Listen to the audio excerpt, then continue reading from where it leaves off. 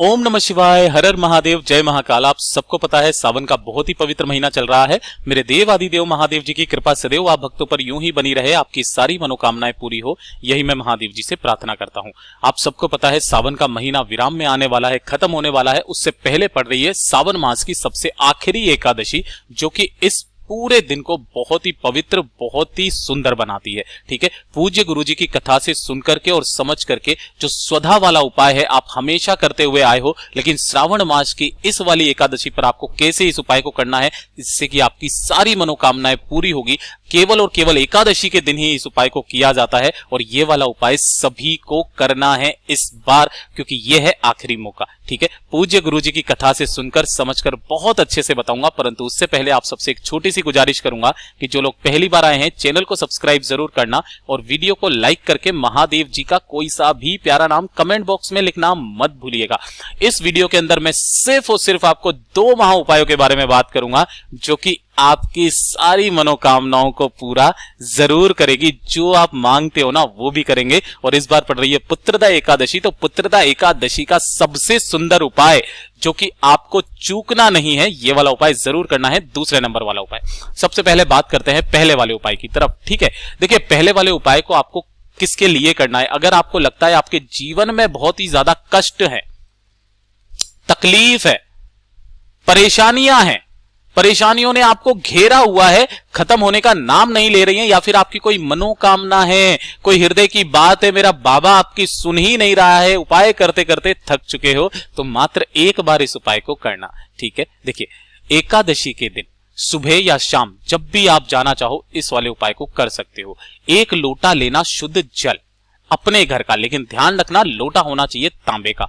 इसके अंदर आपको भरना होगा थोड़ा सा गंगा जल। ठीक है ना भाई, जल तो आप डालोगे, वैसे तो क्रम ये कहता है कि आपको पूरा लोटा गंगा जल का लेना है, लेकिन गुरुदेव ने यह भी बात बताई कि आपके घरों में इतना गंगा जल पवित्र मात्रा में नहीं मिलता है, तो आप अपने घर का शुद्ध जल जो सुबह ताजा जल आता है वो लेना और उसके अंदर 4 से 5 बूंदे आप गंगा जल के मिला लेना। ये इतना पवित्र होता है कि इस पूरे जल को गंगा जल बना देता है। ठीक है, तो इस तरीके से आप 1 लोटा शुद्ध जल ले लेना जिसके अंदर गंगा जल मिलाया है, लेकर के पहुंचना मेरे देव आदिदेव महादेव जी के मंदिर शिवलिंग के पास में, उत्तर दिशा यानी कि नॉर्थ डायरेक्शन की तरफ मुंह करके खड़े हो जाना। देखिए दुनिया में जितने भी तरीके के शिवलिंग है, एक शिवलिंग को छोड़ करके सभी की जलाधारी उत्तर दिशा की तरफ होती है, ये सबको पता है। ठीक है, तो आपको दक्षिण दिशा में खड़ा होना है ताकि आपका मुंह उत्तर दिशा की तरफ हो जाए। ठीक, अब ध्यान से सुनना, दोनों हाथों में आपको वो लोटा जल लेना है जिसके अंदर आपने गंगा जल लिया है, और उस गंगा जल को इस बार आपको जो जल समर्पित करना है इस वाले उपाय में, वो आपको मेरे देव आदिदेव महादेव जी की शिवलिंग पर आपको समर्पित करना होगा एक धारी से, और इसी धार को आगे बढ़ाते हुए कहां तक लेकर के जाना है आपको, माता अशोक सुंदरी के स्थान तक। ठीक है ना, इस तरीके से आपको जल समर्पित करना है, जल की धार टूटनी नहीं चाहिए, दोनों हाथों से आपको करना होगा ओम नमः शिवाय श्री शिवाय नमस्तुभ्यम का स्मरण करते हुए। उसके बाद में आपको अपना दुख दर्द महादेव जी से कह करके, अपनी कामना कह करके 3 बार एक शब्द बोलना है जो है स्वधा स्वधा स्वधा। इस तरीके से 3 बार आपको शिवलिंग को देखते हुए स्वधा शब्द का प्रयोग करना है 3 बार। ठीक है, लेकिन गुरुदेव ने यह भी बात बताया था कि अगर आपके पास में समय है तो थोड़ा सा समय निकाल करके आप मंदिर में जाएं और एक बार आप क्या करना, वहीं बैठ करके उत्तर दिशा की तरफ मुंह करके स्वधा श्रोतम का स्मरण करना। ये स्वधा शब्द का इतना बड़ा प्रावधान है महाराज कि इस श्रोतम का पाठ करने मात्र से 100 बार श्राद्ध करने का और सभी तीर्थों में स्नान करने का पुण्य फल भी प्राप्त होता है।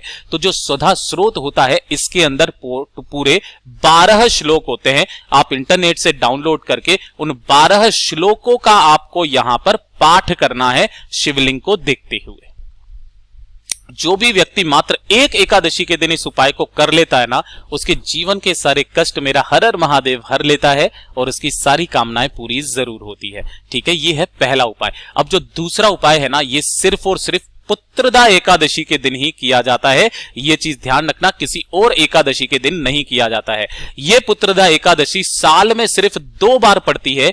एक पड़ती है सावन के महीने में, श्रावण का महीना जो चल रहा है, दूसरा पड़ती है पौष के महीने में। दूसरी कब पड़ती है?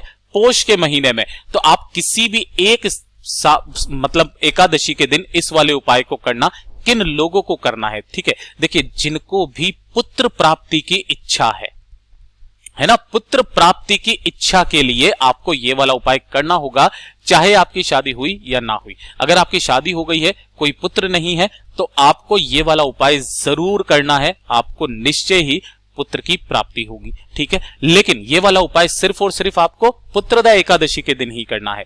ध्यान रखना, पूरे नियम के साथ करना। इसके लिए आपको करना क्या है, सबसे पहले आपको एक दीपक तैयार करना है। दीपक जो होना चाहिए वो होना चाहिए गाय माता के घी का दीपक, ठीक है, और बत्ती लगाना गोल। तो एक तो दीपक आप तैयार करोगे किसका, मिट्टी का, ठीक है ना। दूसरा दीपक आप तैयार करोगे एक स्टील की कटोरी में, है ना। इसी कटोरी को पूरा गाय के घी से भरना और एक गोल बत्ती इसके अंदर अलग से लगाना, ठीक है ना, ये करना। और घर पर बनानी होगी आपको थोड़ी सी खीर, है ना। अब इस खीर के अंदर जितनी आपकी श्रद्धा है उतना मेवा वगैरह आप डाल सकते हो, कोई दिक्कत नहीं है, ठीक है ना। इस तरीके से कर लेना। और अगर आप स्टील की कटोरी ना ले सको तो देखिए, इसके लिए भी आप एक मिट्टी का कोई सा भी दीपक ले सकते हो, या फिर कोई दोना आता है ना, उस दोने में भी आप इसे लगा सकते हो, ठीक है। उसी तरीके से एक दोने के अंदर ही आपको खीर भर लेनी होगी और एक जो मिट्टी का दीपक अलग से तैयार किया था, इन सभी चीजों को लेकर के पहुंचना मेरे देवादिदेव महादेव जी के मंदिर शिवलिंग के पास। जितनी भी मेरी माताएं बहनें इस वीडियो को सुन रही हैं, देख रही हैं, पूरे उपाय को बड़े ध्यान से सुनना, कैसे करना है, ठीक है। उत्तर दिशा यानी कि नॉर्थ डायरेक्शन की तरफ मुंह करके आपको खड़े हो जाना है। अभी तक आपको कोई दीपक प्रज्वलित नहीं करना है। मेरे देवादिदेव महादेव जी की जो भी आपको पूजा अर्चना करनी है आप कर लेना। करने के पश्चात क्या करना कि जो आपने इस दोने के अंदर एक दीपक लगाया हुआ है गाय के घी का, गोल बत्ती का, और जो एक दोने के अंदर आपने क्या किया हुआ है, थोड़ी सी खीर ली हुई है, इनका आपको शिवलिंग से टच करवा करके शिवलिंग के चारों तरफ जो इस तरीके से बाउंड्री बनी हुई होती है उसी पर आपको समर्पित करना होगा और उस खीर में से थोड़ा सा भोग मेरे देवादिदेव महादेव जी की शिवलिंग पर लगा देना होगा, अपनी कामना कहते हुए। ये चीज ध्यान रखना, पुत्र प्राप्ति की इच्छा की कामना कहते हुए। इतना कर लोगे।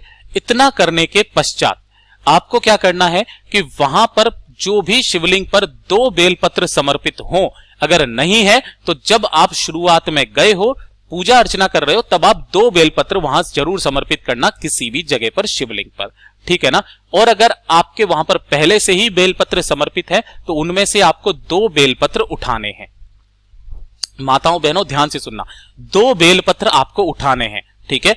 उनमें से एक बेलपत्र आपको खाना है, लेकिन खाना कहां पर है ये चीज ध्यान रखना। अब जो आपके पास में एक दीपक बचा है, इस एक दीपक को लेकर के महादेव जी की मंदिर की जो चौखट है ना, महादेव जी के मंदिर से जब आप बाहर निकलते हो तो चारों तरफ एक चौखट आती है बाहर, गेट के बाहर। यहां पर आपको खड़े होना है, शिवलिंग को देखते हुए उस एक बेलपत्र को आपको खाना है और एक बेलपत्र अपने पास रख लेना है। उस एक बेलपत्र को आपको खा करके जो आपने एक मिट्टी का दीपक लगाया है महादेव जी की शिवलिंग की चौखट पर आपको ये समर्पित कर देना है, दीपक को लगातार लगा देना है और अपने घर पर वापस चले आना है। अब जो दूसरी वाली बेलपत्री है, उस दूसरी वाली बेलपत्र को आपको अपने पति को खिला देना है, ठीक है।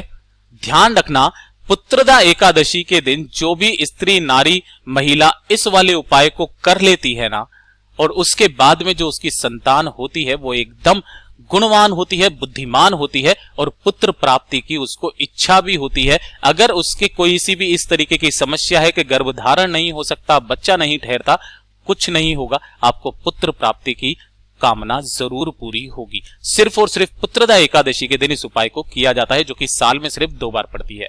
पूज्य गुरुजी ने जैसा अपनी कथा में बताया वैसा आसान भाषा में आपको बताने का संपूर्ण प्रयास किया। वीडियो पसंद आया हो तो लाइक जरूर करना, चैनल को सब्सक्राइब जरूर कीजिएगा।